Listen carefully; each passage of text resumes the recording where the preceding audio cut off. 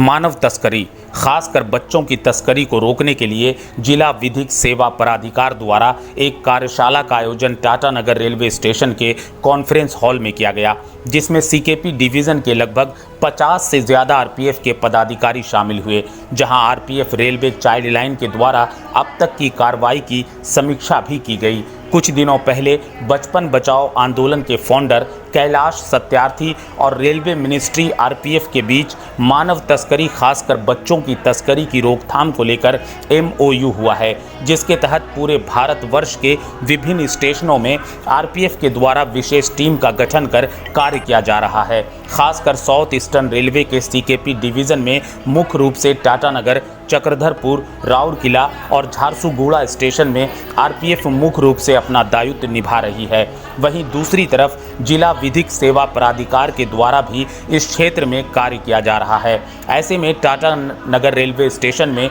एक कार्यशाला का आयोजन कर आरपीएफ को juvenile justice act, anti human trafficking के अंतर्गत जितने भी धाराएं हैं उसे बताने का कार्य किया गया। इस दौरान इस क्षेत्र में कार्यरत टीम के पदाधिकारियों ने अपनी शंकाओं को जिला विधिक सेवा प्राधिकार के मजिस्ट्रेट के समक्ष रखा, जहां उनकी शंकाओं का समाधान किया गया। साथ ही डालसा द्वारा बच्चों की तस्करी को रोकने के क्षेत्र में जिस तरह से कार्य किया जा रहा है उसकी जानकारी साझा की गई, ताकि आसपास में सामंजस्य बनाकर ह्यूमन ट्रैफिकिंग, खासकर बच्चों की तस्करी को रोकने की दिशा में कार्य किया जा सके। वहीं जानकारी देते हुए आरपीएफ ओसी संजय कुमार तिवारी ने बताया कि भोले भाले लोग, खासकर बच्चे, इन तस्करों के चंगुल में फंस जाते हैं। ऐसे में इन तस्करों के चंगुल से बचाने के लिए लगातार पारा वॉलंटी और आरपीएफ, साथ ही चाइल्ड लाइन वेलफेयर की मदद से मानव तस्करी पर रोक लगाने का कार्य किया जा रहा है। शिकार हुए बच्चों को सही सलामत रेस्क्यू करने की दिशा में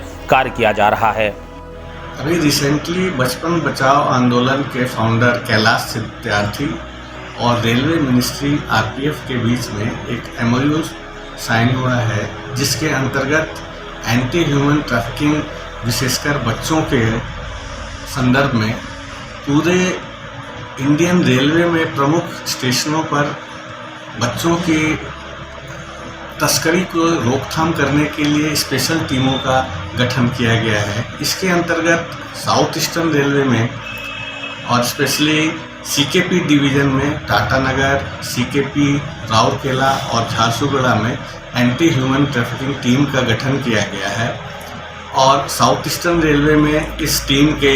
जो कोऑर्डिनेटर हैं वो सीनियर कमांडेंट रांची श्री प्रशांत यादव जी हैं। और इसी के अंतर्गत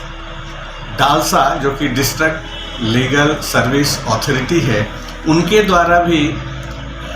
बच्चों की तस्करी की रोकथाम करने के लिए आज एक कार्यशाला का आयोजन टाटानगर रेलवे स्टेशन में किया गया था, जिसमें पूरे सीकेपी डिवीज़न के लगभग 50 ऑफिसर और स्टाफ ने पार्टिसिपेट किया, जिसमें judicial magistrate first class Singhbhum district से आए हुए थे। और उन्होंने इस संदर्भ में जुवेनाइल जस्टिस एक्ट और एंटी ह्यूमन ट्रैफिकिंग के अंतर्गत जो भी कानून की धाराएं हैं और इसमें भाग लेने वाले प्रतियोगियों ने जिस तरह के अपने शंका समाधानों के बारे में पूछा, उनका शंकाओं का उन्होंने समाधान किया। और डिस्ट्रिक्ट लीगल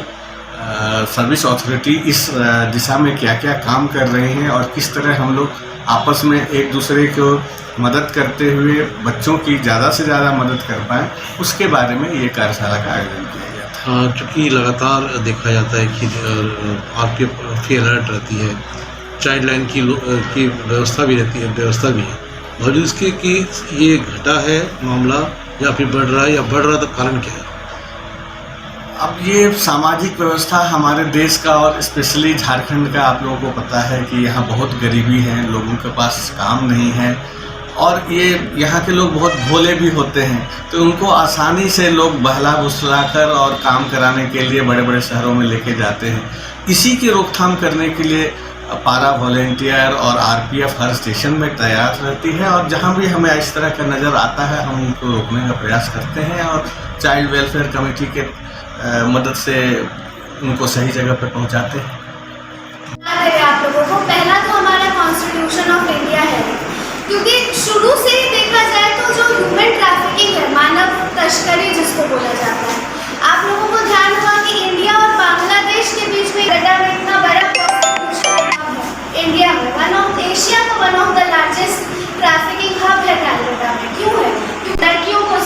ट्रांसफर किया जा रहा था, या तो प्रोस्टिट्यूशन के लिए, ऑर्गन के, बच्चों को लेबर कराने के लिए, या कोई भी और बेगरी भिखारी। झारखंड टाइम्स के साथ जुड़ने के लिए हमारे फेसबुक पेज झारखंड-टाइम्स.live को लाइक करें। साथ ही साथ हमारे ऐप झारखंड टाइम्स को गूगल प्ले स्टोर से इंस्टॉल करना बिल्कुल न भूलें।